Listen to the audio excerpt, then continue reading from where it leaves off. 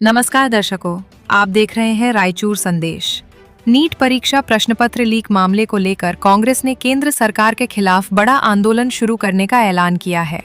कांग्रेस ने केंद्रीय शिक्षा मंत्री धर्मेंद्र प्रधान के इस्तीफे की मांग करते हुए राज्य भर में जनजागरण अभियान चलाने की घोषणा की है। रायचूर में कांग्रेस जिला अध्यक्ष बसवराज पाटिल इडगी ने प्रेस वार्ता में बताया कि नीट परीक्षा प्रश्न पत्र लीक के विरोध में कांग्रेस पार्टी 25 जून से 9 अगस्त तक पूरे कर्नाटक में जनजागरण आंदोलन चलाएगी। उन्होंने कहा कि नीट परीक्षा में हुए कथित घोटाले से देश भर के 22 लाख से अधिक विद्यार्थियों का भविष्य प्रभावित हुआ है। प्रश्न पत्र लीक रोकने में केंद्र सरकार और शिक्षा मंत्रालय पूरी तरह विफल रही हैं।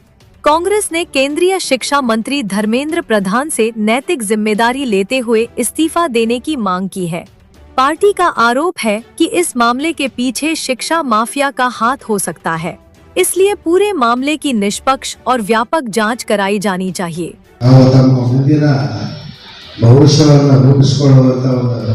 ಕಾರ್ಯಕ್ರಮಕ್ಕಾಗಿ ಸಾಕಷ್ಟು ಶ್ರಮ ವಹಿಸಿ ಆ ಪರೀಕ್ಷೆಗೆ ತಯಾರು ಮಾಡಿಕೊಂಡಿರ್ತಾರೆ.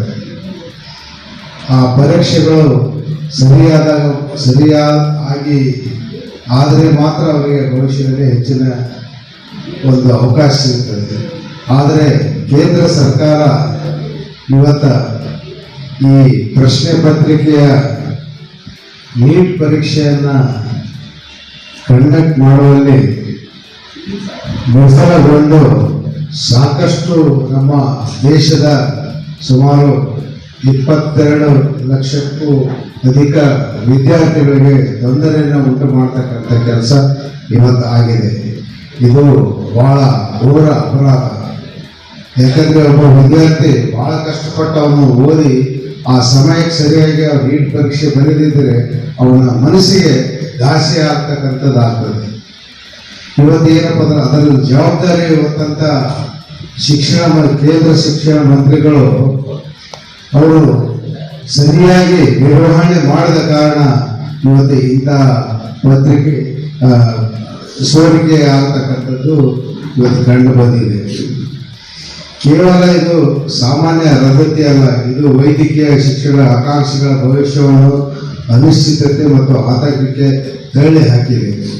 ಅದೇ ರೀತಿಯಾಗಿ ಪರೀಕ್ಷೆಯನ್ನು ರಕ್ಷಿಸಬೇಕಾದ ಜವಾಬ್ದಾರಿ NTA ಮೇಲಿತ್ತು. ಇಂದು NTA ಸಂಸ್ಥೆಗಳು ಪ್ರಶ್ನೆಗೊಳಗಾಗದೆ ಶಿಕ್ಷಣ ಸಚಿವರು NTA ಹಿಂದಿಟ್ಟುಕೊಂಡು ಅಡಿಗೆಕೊಳ್ಳಲು ಸಾಧ್ಯವಿಲ್ಲ. ಪೇಪರ್ ಕುರಿತು ದಿ ಪ್ರಿಂಟ್ ವರದಿಯ ಪ್ರಶ್ನೆ ಪತ್ರಿಕೆ ಸಿದ್ಧಪಡಿಸುವುದಕ್ಕೆ ಮುದ್ರಣಾಲಯ, ಸಾರಿಗೆ, ಪರೀಕ್ಷೆ ಕೇಂದ್ರವು ಮತ್ತು ಪರೀಕ್ಷಾ ಕೊಠಡಿಗಳಲ್ಲಿರುವ ಲೋಪದೋಷಗಳನ್ನು ಇವತ್ತು ಎತ್ತಿ ತೋರಿಸ್ತಕ್ಕಂಥ ಕೆಲಸ ಆಗಿದೆ.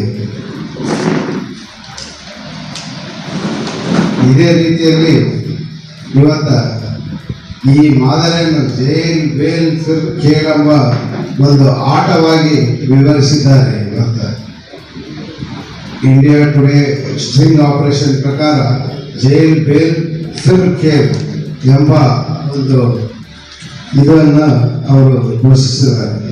ಗುಜರಾತ್ ಯುವಕಾತಿ ಮಾದರಿಯಲ್ಲಿ ಕೂಡ ಸಾಕಷ್ಟು 11 ವರ್ಷಗಳಲ್ಲಿ 11 ಪೇಪರ್ ಸೋರಿಕೆಗಳಾಗಿ ಸುಮಾರು 88,000 ಅಭ್ಯರ್ಥಿಗಳಿಗೆ ಇವತ್ತು ಪರೀಕ್ಷೆ ಬರೆದಿದ್ದು ಕೂಡ ಸೋರಿಕೆಯಿಂದ ಪರೀಕ್ಷೆಯನ್ನು ರದ್ದುಗೊಳಿಸಲಾಗಿದೆ.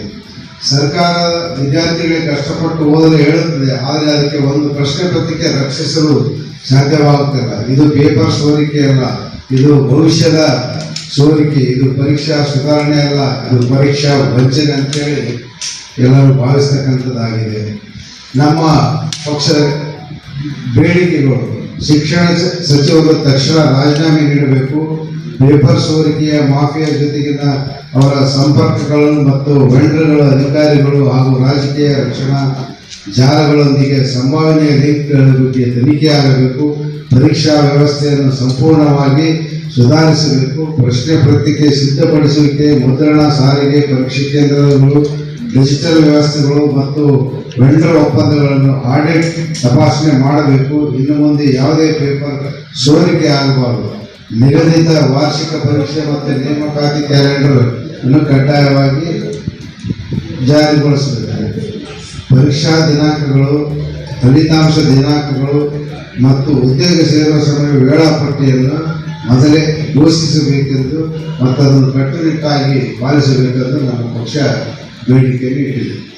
मीडिया प्रवक्ता डॉक्टर रजाक उस्ताद ने कहा कि पिछले 10 वर्षों में कई प्रतियोगी परीक्षाओं के प्रश्न पत्र लीक हुए हैं, लेकिन जिम्मेदार लोगों के खिलाफ अब तक कड़ी कार्रवाई नहीं हुई है। उन्होंने कहा कि कांग्रेस जिला, तालुक और होबली स्तर पर लोगों को इस मुद्दे की जानकारी देने के लिए जनजागरण अभियान चलाएगी। ದೇಶದ ವಿದ್ಯಾರ್ಥಿಗಳಿಗೆ ಮತ್ತು ಪಾಲಕರಿಗೆ ಆಗಿರ್ತಕ್ಕಂಥ ಬಹಳ ಪ್ರಮುಖವಾಗಿ ಈ ವರ್ಷ 22.09 ಲಕ್ಷ ವಿದ್ಯಾರ್ಥಿಗಳು ಪರೀಕ್ಷೆಯನ್ನು ಬರೆದಿದ್ದಾರೆ. ಇಲ್ಲಿ ಪ್ರಶ್ನೆ ಬಂದಿರತಕ್ಕಂಥದ್ದು ಆ ಪ್ರಶ್ನೆ ಪತ್ರಿಕೆ ಸೋರಿಕೆ ಎಲ್ಲಿದ್ದಾಗಿದೆ ಅನ್ನುವಂಥದ್ದು. ಯಾಕೆ ಪ್ರಧಾನವರ ರಾಜೀನಾಮೆ ಕೇಳ್ತಾ ಇದ್ದೀವಿ ಅಂದ್ರೆ ಆ ಪ್ರಶ್ನೆ ಪತ್ರಿಕೆ ಸೋರಿಕೆ ಆಗಿರೋದು NTA ಕೇಂದ್ರ ಕಚೇರಿಯಿಂದ, ಯಾವುದೋ ಪೋಸ್ಟ್ ಆಫೀಸ್ ಅಲ್ಲ, ಯಾವುದೋ ಟ್ರೇನ್ ಮೂಲಕ ಅಲ್ಲ, ಯಾವುದಾದ್ರೂ ಪರೀಕ್ಷಾ ಕೇಂದ್ರದಲ್ಲಿ ಪ್ರಶ್ನೆ ಪತ್ರಿಕೆ ಸೋರಿಕೆ ಆಗಿಲ್ಲ. ಸೋರಿಕೆ ಆಗಿರೋದು NTA ಕೇಂದ್ರ ಕಚೇರಿ, ಎಲ್ಲಿ ಪ್ರಶ್ನೆ ಪತ್ರಿಕೆಯನ್ನ ತಯಾರಿಸ್ತಾರೆ, ಎಲ್ಲಿ ಪ್ರಶ್ನೆ ಪತ್ರಿಕೆಯನ್ನ ಪ್ರಿಂಟ್ ಮಾಡ್ತಾರೆ, ಎಲ್ಲಿಂದ ಪ್ರಶ್ನೆ ಪತ್ರಿಕೆಯನ್ನ ರವಾನೆ ಮಾಡ್ತಾರೆ, ಆ ಕಚೇರಿಯಿಂದ ಅದು ಸೋರಿಕೆ ಆಗಿರ್ತಕ್ಕಂಥ. ಎರಡನೇದಾಗಿ ಸೋರಿಕೆ ಮಾಡಿರ್ತಕ್ಕಂಥವ್ರು ಯಾರು ಪ್ರಶ್ನೆ ಪತ್ರಿಕೆ ತಯಾರಿಸುವ ಪ್ರಾಧ್ಯಾಪಕರು ಎಲ್ಲಿ ಸೋರಿಕೆ ಮಾಡಿದ್ದಾರೆ, ಅವರು ನೀಟ್ ಕೋಚಿಂಗ್ ಸೆಂಟರ್ಗಳ ಮೂಲಕ ಸೋರಿಕೆ ಮಾಡಿದ್ದಾರೆ. ಅಂದ್ರೆ ನೀಟ್ ಕೋಚಿಂಗ್ ಸೆಂಟರ್ಗೂ ಆ NTA ಸಂಬಂಧ ಇದೆ ಅಂತ ಅರ್ಥ. ಸೊ ಅಲ್ಲಿ ಸ್ಪಷ್ಟವಾಗಿ ಅಕ್ರಮದ ಸಂಬಂಧ ಇದೆ. ಹಾಗಾಗಿ ಧರ್ಮೇಂದ್ರ ಪ್ರಧಾನ್ ಅವರು ರಾಜೀನಾಮೆ ಕೊಡಬೇಕು ಅನ್ನುವಂತ ಪ್ರಶ್ನೆ ಎದ್ದಿರ್ತಕ್ಕಂಥದ್ದು. ನೀಟ್ ಪ್ರಶ್ನೆ ಪತ್ರಿಕೆ ಇದೇ ಮೊದಲ ಸೋರಿಕೆ ಆಗಿರ್ತಕ್ಕಂಥದ್ದು. 2017ರಲ್ಲಿ NTA ಮೂಲಕ ಪ್ರಶ್ನೆ ಪತ್ರಿಕೆಯನ್ನ ತಯಾರು ಮಾಡಲಿಕ್ಕೆ ಮತ್ತು ಪರೀಕ್ಷೆಯನ್ನ ನಡೆಸುವಂತ ಒಂದು ಅಟಾನಮಸ್ ಬಾಡಿಯನ್ನ ಮಾಡಿ ಅದರ ಮೂಲಕ ನಡೆಸಲಾಗ್ತಾ ಇದೆ ನೀಟ್ ಅನ್ನ. 17ರಿಂದ ಇಲ್ಲಿವರೆಗೆ 3 ಸಲ ಕೇವಲ ನೀಟ್ ಪ್ರಶ್ನೆ ಪತ್ರಿಕೆ ಸೋರಿಕೆಯಾಗಿದೆ, ಮರು ಪರೀಕ್ಷೆಗಳಾಗಿದೆ. ಎಂಥ ಪಾಪಿಷ್ಟ ಕೆಲಸ ಅಂದ್ರೆ 19 ಜನ ಅಮಾಯಕ ವಿದ್ಯಾರ್ಥಿಗಳು ಮತ್ತೊಮ್ಮೆ ಪರೀಕ್ಷೆ ಬರೆಯುವ ಭಯದಲ್ಲಿ ಆತ್ಮಹತ್ಯೆಯನ್ನ ಮಾಡಿಕೊಂಡಿರ್ತಕ್ಕಂಥದ್ದು. ಅವರ ತಂದೆ ತಾಯಿಗಳಿಗೆ ಅವರು ಬಂದಂತ ಆತ್ಮಹತ್ಯೆ ಡೆತ್ ನೋಟ್, ಪರೀಕ್ಷೆಯ ಭಯ, ಆತಂಕ ಎದ್ದು ಕಾಣ್ತಾ ಇದೆ. ಅದರಲ್ಲಿ ನಾಳೆ ನಮ್ಮ ಮಕ್ಕಳು ಇರ್ತಾರೆ, ನಿಮ್ಮ ಮಕ್ಕಳು ಇರ್ತಾರೆ, ಭವಿಷ್ಯದಲ್ಲಿ ಇದು ಹೀಗೆ ಬಿಟ್ರೆ ಖಂಡಿತವಾಗಿ ಕೂಡ ದೇಶದ ಬಹುತೇಕ ಮಕ್ಕಳು ಇದೇ ದಾರಿಯನ್ನು ಹಿಡಿಯುವಂಥದ್ದು. ಮರುಪರೀಕ್ಷೆ ಮಾಡಿದ ನಂತರ ಕೂಡ ಪೇಪರ್ ಬಹಳ ಟಫ್ ಹೋಗಿದೆ ಅಂತ ಹೇಳಿ 2 ವಿದ್ಯಾರ್ಥಿಗಳು ಪೇಪರ್ ಬರೆದಿದ್ದ ದಿನಾನೇ ಆತ್ಮಹತ್ಯೆ ಮಾಡಿಕೊಂಡಿದ್ದಾರೆ. ಪೇಪರ್ ಬರೆದಿದ್ದು ಮಧ್ಯಾಹ್ನ ಉತ್ತರ ಪ್ರದೇಶದಲ್ಲಿ ಒಬ್ಬ ವಿದ್ಯಾರ್ಥಿನಿ, ಮಧ್ಯಪ್ರದೇಶದಲ್ಲಿ ಒಬ್ಬ ವಿದ್ಯಾರ್ಥಿನಿ ಪೇಪರ್ ಬರೆದ ನಂತರ ಆತ್ಮಹತ್ಯೆ ಮಾಡಿಕೊಂಡಿದ್ದಾರೆ. ಇದಕ್ಕೆಲ್ಲ ಜವಾಬ್ದಾರರು ಶಿಕ್ಷಣ ಸಚಿವರು ಅದರ ಹೊರೆಯನ್ನು ಒಪ್ಪಿಕೊಂಡು ರಾಜೀನಾಮೆ ಕೊಡಬೇಕು ಅನ್ನೋದು. ಆಮೇಲೆ ಆಶ್ಚರ್ಯಕರವಾಗಿ ಪ್ರಶ್ನೆ ಪತ್ರಿಕೆ ಸೋರಿಕೆಯಾಗಿರೋದು NTA ಕೇಂದ್ರ ಕಚೇರಿಯಲ್ಲಾದ್ರೆ ಇವರು ಏರ್ಫೋರ್ಸ್ ಮೂಲಕ ಆ ಪ್ರಶ್ನೆ ಪತ್ರಿಕೆ ರವಾನೆ ಮಾಡಿದ್ದಾರೆ. ಅಂದ್ರೆ ಗಾಯ ಒಬ್ಬರಿಗೆ ಆಗಿದೆ, ಮಲ ಒಬ್ಬರಿಗೆ ಹಚ್ತಾ ಇದ್ದಾರೆ. ಪ್ರಶ್ನೆ ಪತ್ರಿಕೆ ಸೋರಿಕೆ ಪ್ರಶ್ನೆ ಎಲ್ಲಿ ಬಂದಿದೆ ಅಂದ್ರೆ ಅದು ಕಚೇರಿಗೆ. ನೀವು ಕಚೇರಿಯ ಮುಖ್ಯಸ್ಥರನ್ನ ವಜಾಗೊಳಿಸಿದ್ದೀರಾ? ಇಲ್ಲ. ಕಚೇರಿಯ ಪದಾಧಿಕಾರಿಗಳನ್ನ ವಜಾಗೊಳಿಸಿದ್ದೀರಾ? ಇಲ್ಲ. ನೀವೇನ್ ಮಾಡ್ತಾ ಇದ್ದೀರಿ? ಆ ಮಾಸ್ಟರ್ಗಳನ್ನ ಇಬ್ಬರನ್ನ ಅರೆಸ್ಟ್ ಮಾಡಿದ್ದೀರಿ. ಆ ಎಲ್ಲಿ ಕೋಚಿಂಗ್ ಸೆಂಟರ್ ಹೆಡ್ಗಳನ್ನ ಅರೆಸ್ಟ್ ಮಾಡಿಲ್ಲ. ಮತ್ತು NTA, ಯಾಕಂದ್ರೆ ಒಬ್ಬರು ಯಾರಾದ್ರೂ ಅಲ್ಲಿಂದ ಕ್ವಶನ್ ಪೇಪರ್ ತಯಾರು ಮಾಡಿ ವಾಪಸ್ ಹೊರಗೆ ಹೋಗ್ಬೇಕಾದ್ರೆ ಅದರೆಲ್ಲಾ ಜವಾಬ್ದಾರಿ ಆ NTA ಸೆಂಟರ್ ಹೆಡ್ ಅಂತ ಇರ್ತದೆ. ಆ NTA ಸೆಂಟರ್ ನ ಜವಾಬ್ದಾರಿ ಮ್ಯಾನೇಜ್ಮೆಂಟ್ ಯಾರಿರ್ತಾರೆ ಅವರೆಲ್ಲರೂ ಇರ್ತದೆ. ಅದರ ಚೇರ್ಮನ್, ಅದರ ಪದಾಧಿಕಾರಿಗಳ ಮೇಲೆ ಕ್ರಮ ಜರುಗಿಸಬೇಕಾದ್ರೆ ಅವ್ರಿಗೆ ಇಮಿಡಿಯೇಟ್ಲಿ ಅರೆಸ್ಟ್ ಮಾಡಬೇಕಾಗಿತ್ತು. ಯಾಕಂದ್ರೆ ಸೆಂಟ್ರಲ್ ಇಂದ ಆಗಬೇಕಿರ್ತಕ್ಕಂಥದ್ದು. ಆ ಕಾರಣಕ್ಕಾಗಿ ಧರ್ಮೇಂದ್ರ ಪ್ರಧಾನ್ ಅವರು ಅಸಮರ್ಥ ಶಿಕ್ಷಣ ಸಚಿವರು ದೇಶದಲ್ಲಿ ಅನ್ನುವಂಥದ್ದನ್ನ ಅವರು ಪದೇ ಪದೇ ಸಾಬೀತಾಗಿದೆ. ಅವರ ಅವಧಿಯಲ್ಲೇ 24ರಲ್ಲಿ 2024 ಅವರೇ ಮಿನಿಸ್ಟ್ರು, ಪ್ರಶ್ನೆ ಪತ್ರಿಕೆ ಸೋರಿಕೆ ಆಗಿದೆ. 22ರಲ್ಲಿ ಅವರೇ ಮಂತ್ರಿ, ಪ್ರಶ್ನೆ ಪತ್ರಿಕೆ ಸೋರಿಕೆ ಆಗಿದೆ. 26ರಲ್ಲಿ ಅವರೇ ಮಂತ್ರಿ, ಮತ್ತೆ ಪ್ರಶ್ನೆ ಪತ್ರಿಕೆ ಸೋರಿಕೆ ಆಗಿದೆ. ಈಗೇನಾಗಿದೆ? ಪ್ರಶ್ನೆ ಪತ್ರಿಕೆ ಪ್ರಶ್ನೆ ಮೊನ್ನೆ ಮರುಪರೀಕ್ಷೆ ಮುಗಿದ ಮೇಲೆ ಬಿಹಾರದಲ್ಲಿ 29 ಜನ ವಿದ್ಯಾರ್ಥಿಗಳನ್ನು ಅರೆಸ್ಟ್ ಮಾಡಿದ್ದಾರೆ. ಎದಕ್ಕೆಂದ್ರೆ ಅವ್ರ ಬದಲಾಗಿ ಬೇರೆಯವ್ರ ಪರೀಕ್ಷೆ ಬರೆದಿದ್ದಾರೆ. ಆ ಯಾರು ವಿದ್ಯಾರ್ಥಿಗಳು ಶೆಡ್ಯೂಲ್ಡ್ ವಿದ್ಯಾರ್ಥಿಗಳು ಯಾರಿದ್ರು, ಯಾರು ನಿಗದಿತವಾಗಿ ಒಬ್ಬ ವಿದ್ಯಾರ್ಥಿಗಳಿಗೆ ಪರೀಕ್ಷೆ ಬರೀಬೇಕಾಗಿತ್ತು, ಅವ್ರ ಬದಲಾಗಿ ಬೇರೆಯವ್ರ ಪರೀಕ್ಷೆ ಬರೆದಿದ್ದಾರೆ. ಯಾಕೆ ನೀವು ಒಂದು ಸಣ್ಣ ವಾಚ್ ಕಟ್ಕೊಂಡು ಹೋದ್ರೆ ಒಳಗ್ ಬಿಡ್ತಾ ಇಲ್ಲ, ಒಂದು ಉಂಗುರ ಹಾಕೊಂಡು ಹೋದ್ರೆ ಒಳಗ್ ಬಿಡ್ತಾ ಇಲ್ಲ. ಅಂತದ್ರಲ್ಲಿ ಬೇರೆಯವ್ರ ಬಂದು ಪರೀಕ್ಷೆ ಬರೀತಾ ಇಲ್ಲ ಅಂದ್ರೆ ಎಷ್ಟು ಅಸಮರ್ಥವಾಗಿ ಪರೀಕ್ಷೆಯನ್ನು ನಡೆಸ್ತಾ ಇದ್ದೀರಾ ಮತ್ತು ಎಷ್ಟು ಬೇಜವಾಬ್ದಾರಿಯಿಂದ ಪರೀಕ್ಷೆಯನ್ನು ನಡೆಸ್ತಾ ಇದ್ದೀರಿ ನೀವು ದೇಶದಲ್ಲಿ ಅನ್ನುವಂಥದ್ದು. ಆ ಕಾರಣಕ್ಕಾಗಿ ಧರ್ಮೇಂದ್ರ ಪ್ರಧಾನ್ ಅವರು ಆ ಸ್ಥಾನದಲ್ಲಿ ಇರಲಿಕ್ಕೆ ಅರ್ಹರಲ್ಲ ಅನ್ನುವಂಥದ್ದನ್ನ ಹೇಳಲಿಕ್ಕೆ ಬಯಸ್ತಾರೆ. ಇದಕ್ಕಿಂತ ಮುಂಚೆ ಈ 10 ವರ್ಷದಲ್ಲಿ ಒಂದು ಸರ್ವೆ ಆಗಿದೆ. ಈ 10 ವರ್ಷದಲ್ಲಿ 88 ಪ್ರಶ್ನೆ ಪತ್ರಿಕೆಗಳು ಸೋರಿಕೆಯಾಗಿ ಬೇರೆ ಬೇರೆ ಎಕ್ಸಾಮ್ ದೇಶದಲ್ಲಿ ಯೂನಿವರ್ಸಿಟಿ ಅಡ್ಮಿಷನ್ ಎಕ್ಸಾಮ್ ನಡೀತಾರೆ, IIT ಅಡ್ಮಿಷನ್ ಎಕ್ಸಾಮ್ ನಡೀತಾರೆ, IIM ಅಡ್ಮಿಷನ್ ಎಕ್ಸಾಮ್ ನಡೀತವೆ, ಚಾರ್ಟೆಡ್ ಅಕೌಂಟೆಂಟ್ ಅಡ್ಮಿಷನ್ ಎಕ್ಸಾಮ್ ನಡೀತವೆ, ಆಮೇಲೆ AMC ಗೆ ಅಡ್ಮಿಷನ್ ಎಕ್ಸಾಮ್ ಸಪರೇಟ್ ಎಕ್ಸಾಮ್ ನಡೀತಿರ್ತವೆ. ಇಂಥ ಎಲ್ಲ ಎಕ್ಸಾಮ್ 88 ಪರೀಕ್ಷೆಗಳು ಕಳೆದ 10 ವರ್ಷದಲ್ಲಿ ಸೋರಿಕೆಯಾಗಿದ್ದಾವೆ. ಅದರಲ್ಲಿ 48 ಎಕ್ಸಾಮ್ಗಳು ಮರು ಪರೀಕ್ಷೆ ಆಗಿದೆ. 22 ಎಕ್ಸಾಮ್ಗಳು ಎಕ್ಸಾಮ್ ಆಗೋದಕ್ಕಿಂತ ಮೊದಲೇ ಗೊತ್ತಾಗಿ ಎಕ್ಸಾಮ್ ಪೋಸ್ಟ್ಪೋನ್ ಮಾಡಿದ್ದಾರೆ. 22 ಎಕ್ಸಾಮ್ಸ್ ಎಕ್ಸಾಮ್ ಆಗೋದಕ್ಕಿಂತ ಮೊದಲೇ ಅದು ಸೋರಿಕೆ ಆಗಿದೆ ಅಂತ ಗೊತ್ತಾಗಿ ಅದನ್ನ ಮುಂದಕ್ಕೆ ಹಾಕಿದ್ದಾರೆ. 48 ಎಕ್ಸಾಮ್ಗಳನ್ನ ರದ್ದುಪಡಿಸಿ ಮರು ಎಕ್ಸಾಮ್ ಮಾಡಿರ್ತಕ್ಕಂಥದ್ದು. ಈ 88 ಎಕ್ಸಾಮ್ ನಲ್ಲಿ ದೇಶದಲ್ಲಿ ಅದು ರೈಲ್ವೆ ಎಕ್ಸಾಮ್ ಇರ್ಬೋದು, SSC ಎಕ್ಸಾಮ್ ಇರ್ಬೋದು, ರಿಕ್ರೂಟ್ಮೆಂಟ್ ಅಂಡ್ ಎಜುಕೇಶನ್ ಎಲ್ಲ ಎಕ್ಸಾಮ್ ಸೇರಿ 6.5 ಕೋಟಿ ವಿದ್ಯಾರ್ಥಿಗಳು ಅಭ್ಯರ್ಥಿಗಳು ಆ ಪರೀಕ್ಷೆಗಳನ್ನ ಬರೆದಿದ್ದಾರೆ. 6.5 ಕೋಟಿ. ಅಷ್ಟು ಜನ ಬಾಧಿತರಾಗಿದ್ದಾರೆ, ಅಷ್ಟು ಜನ ನೋವನ್ನು ಹೊಂದಿದ್ದಾರೆ.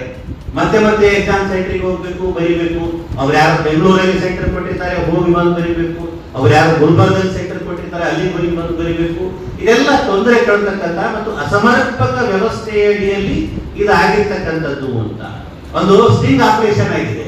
ವೈರ್ ಅಂತಕ್ಕಂಥ ಒಂದು ಸಂಸ್ಥೆ ಸ್ಟಿಂಗ್ ಆಪರೇಷನ್ ಮಾಡಿದ್ದಾರೆ. ಯಾರ ಜೊತೆಗೆ ಅಂದ್ರೆ ಈ 2022ರಲ್ಲಿ ಯಾರು ಪ್ರಶ್ನೆ ಪತ್ರಿಕೆ ಸೋರಿಕೆ ಆರೋಪಿ ಇದ್ನಲ್ಲ ಅವನ ಜೊತೆ ಸ್ಟಿಂಗ್ ಆಪರೇಷನ್ ಮಾಡಿದ್ರೆ ಅವ್ನು ಏನ್ ಹೇಳ್ತಾನೆ, ये सब चलते रहता है, जेल बेल और फिर खेल, जेल बेल फिर खेल, ಮತ್ತೆ ಅದೇ ಆಟ ಆಡ್ತೀವಿ ನಾವು ಅಂತ ಅವನು ಅಷ್ಟು ಭಂಡತನದಿಂದ ಹೇಳ್ತಾನಂದ್ರೆ ಅದರಿಂದ ಯಾರೋ ದೊಡ್ಡ ಶಕ್ತಿ ಇದ್ದಾವೆ ಅಂತ. ಆಡಳಿತದಲ್ಲಿ ಇರ್ತಕ್ಕಂಥ ದೊಡ್ಡ ಶಕ್ತಿ ಅದರ ಹಿಂದೆ ಇಲ್ಲದೆ ಇದ್ರೆ ಇಷ್ಟು ಧೈರ್ಯ ಬರ್ಲಿಕ್ಕೆ ಸಾಧ್ಯ ಆಗೋದಿಲ್ಲ. ಜೇಲ್ ಬೇಲ್ ಫಿರ್ ಖೇಲ್ ಜೇಲ್ ಖೇಲ್ ಅಂದ್ರೆ ಅಂತ ಮಾತನಾಡ್ತಕ್ಕಂಥ ಒಂದು ಬಂಡತನ ಬಂದಿದೆ ಅಂದ್ರೆ ಅದರಿಂದ ಆಡಳಿತದ ಶಕ್ತಿ ಅವರಿಂದ ಕೆಲಸ ಮಾಡ್ತಾ ಇದೆ.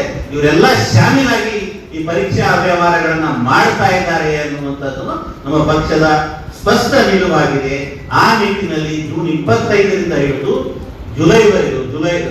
ಆಗಸ್ಟ್ 5ರವರೆಗೂ 40 ದಿನಗಳ ಕಾಲ ನಿರಂತರವಾಗಿ ದೇಶಾದ್ಯಂತ ವಿದ್ಯಾರ್ಥಿಗಳ ಜೊತೆಗೆ ಸಂವಾದ ಮಾಡ್ತಕ್ಕಂಥದ್ದು, ವಿದ್ಯಾರ್ಥಿಗಳ ಜೊತೆ ಚರ್ಚೆ ಮಾಡ್ತಕ್ಕಂಥದ್ದು, ಹಲವು ಪ್ರದೇಶಗಳಲ್ಲಿ ಪ್ರತಿಭಟನೆಗಳನ್ನ ಮಾಡ್ತಕ್ಕಂಥ ವಿವಿಧ ರೀತಿಯ ಕಾರ್ಯಕ್ರಮಗಳನ್ನ ಇಡೀ ದೇಶಾದ್ಯಂತ ಕಾಂಗ್ರೆಸ್ ಪಕ್ಷದ ವತಿಯಿಂದ ಹಮ್ಮಿಕೊಂಡಿದ್ದೇವೆ ಅನ್ನುವಂಥದ್ದನ್ನ ಹೇಳಲಿಕ್ಕೆ ಬಯಸ್ತೇವೆ. ಹಾಗಾಗಿ ಇವರು ಅಧ್ಯಕ್ಷರು ಈಗಾಗಲೇ ಹೇಳಿದ್ದಾರೆ, ಧರ್ಮೇಂದ್ರ ಪ್ರಧಾನ್ ಅವರು ರಾಜೀನಾಮೆ ಕೊಡಬೇಕು ಅನ್ನುವಂಥದ್ದು ಒಂದು, ಪರೀಕ್ಷಾ ವ್ಯವಸ್ಥೆಯನ್ನ ಸುಧಾರಣೆ ಮಾಡಬೇಕು ಅನ್ನುವಂಥದ್ದು. ಪರೀಕ್ಷಾ ವ್ಯವಸ್ಥೆಯನ್ನ ಯಾವ ರೀತಿ, ಪರೀಕ್ಷಾ ಪ್ರಶ್ನೆ ಪತ್ರಿಕೆ ತಯಾರು ಮಾಡೋದ್ರಿಂದ ಹಿಡಿದು ಅದನ್ನ ಪ್ರಿಂಟ್ ಮಾಡೋದು, ಪಬ್ಲಿಷ್ ಮಾಡೋದು, ಟ್ರಾನ್ಸ್ಪೋರ್ಟ್ ಮಾಡೋದು, ಎಕ್ಸಾಮ್ ಸೆಂಟರ್ಗಳಲ್ಲಿ ಸೇಫ್ಟಿಯಲ್ಲಿ ಇಟ್ಕೊಂಡು ಹೋಗೋದು, ಅದನ್ನೆಲ್ಲವನ್ನ ವ್ಯವಸ್ಥಿತವಾಗಿ ಸಮರ್ಪಕವಾಗಿ ಪರೀಕ್ಷೆಯನ್ನ ನಡೆಸ್ತಕ್ಕಂಥದ್ದಕ್ಕೆ ಒಂದು ವ್ಯವಸ್ಥೆಯನ್ನ ಮಾಡಬೇಕು ಅನ್ನುವಂತ ಆಗ್ರಹ ಕೂಡ ನಮ್ಮದಾಗಿದೆ. ಅದ್ರ ಜೊತೆಗೆ ಈ ವರ್ಷ 26-27ನೇ ಸಾಲಿನಲ್ಲಿ ಯಾವ್ಯಾವ ಪರೀಕ್ಷೆಗಳನ್ನ ಅದು ನೇಮಕಾತಿಗೆ ಸಂಬಂಧಪಟ್ಟಿದ್ದಿರಬಹುದು ಅಥವಾ ಅಡ್ಮಿಷನ್ಗೆ ಸಂಬಂಧಪಟ್ಟಿದ್ದಿರುವುದು ಯಾವ್ಯಾವ ಪರೀಕ್ಷೆಯನ್ನ ಯಾವ್ಯಾವ ಸಂದರ್ಭದಲ್ಲಿ ನಡೀತೀವಿ ಅಂತೇಳಿ ಒಂದು ವರ್ಷ ಮೊದಲೇ ನೀವು ದಿನಾಂಕಗಳನ್ನು ಘೋಷಣೆ ಮಾಡಿ ವಿದ್ಯಾರ್ಥಿಗಳ ಮೇಲೆ ಅದರ ಭಾರ ಬರಲಾರದಂಗೆ, ಆತಂಕ ಬರಲಾರದಂಗೆ, ಸಮಸ್ಯೆ ಆಗಲಾರದ ರೀತಿಯಿಂದ ಒಂದು ವರ್ಷದ ಒಂದು ಆಕ್ಷನ್ ಪ್ಲಾನ್ NTA ನಡೆಸ್ತದ ಅದ್ರದ್ದೊಂದು ಆಕ್ಷನ್ ಪ್ಲಾನ್ ಮಾಡಿ, CBSE ನಡೆಸ್ತದ ಅದ್ರದ್ದೊಂದು ಆಕ್ಷನ್ ಪ್ಲಾನ್ ಮಾಡಿ, UPSC ನಡೆಸ್ತದ ಅದರದೊಂದು ಆಕ್ಷನ್ ಪ್ಲಾನ್ ಮಾಡಿ, SSC ನಡೆಸ್ತದ ಅದರದೊಂದು ಆಕ್ಷನ್ ಪ್ಲಾನ್ ಮಾಡಿ, RRB ನಡೆಸ್ತದ ಅದರದೊಂದು ಆಕ್ಷನ್ ಪ್ಲಾನ್ ಮಾಡಿ. ಇವೆಲ್ಲ ನೇಮಕಾತಿ ಪ್ರಾಧಿಕಾರಗಳು, ಪರೀಕ್ಷಾ ಪ್ರಾಧಿಕಾರಗಳು ನಡೆಸ್ತಕ್ಕಂತ ಪರೀಕ್ಷೆಗಳಿಗೆ 1 ವರ್ಷದ ಕ್ಯಾಲೆಂಡರ್ ಅನ್ನ ನೀವು ಬಿಡುಗಡೆ ಮಾಡಬೇಕು. ಯಾವತ್ತು ಪರೀಕ್ಷೆ ಇದೆ, ಯಾವತ್ತು ಎವಾಲ್ಯೂಯೇಷನ್ ಆಗ್ತದೆ, ಯಾವತ್ತು ರಿಸಲ್ಟ್ ಬರ್ತದೆ, ಯಾವತ್ತು ನೇಮಕಾತಿ ಆದೇಶ ಆಗ್ತದೆ, ಅಡ್ಮಿಷನ್ ಆಗ್ತದೆ ಅಂತಕ್ಕಂಥ ಸ್ಪಷ್ಟವಾದಂತ ಕ್ಯಾಲೆಂಡರ್ ನ ಬಿಡುಗಡೆ ಮಾಡಬೇಕು ಅನ್ನುವಂತ ಆಗ್ರಹ ನಮ್ಮದಾಗಿದೆ. प्रेस वार्ता में एन श्रीनिवास रेड्डी, असलम पाशा, दरूर बसवराज, अंजन कुमार, आंजनेया कुरुबदोड्डी, तलकाई मारेप्पा और दस्तगीर सहित कई कांग्रेस नेता मौजूद रहे. फिलहाल रायचूर संदेश में इतना ही. रायचूर और आसपास की हर छोटी बड़ी खबर सबसे पहले देखने के लिए रायचूर संदेश को सब्सक्राइब करें. वीडियो को लाइक करें और शेयर करना न भूलें. रायचूर संदेश, बदलाव की राह पर खबरों के साथ.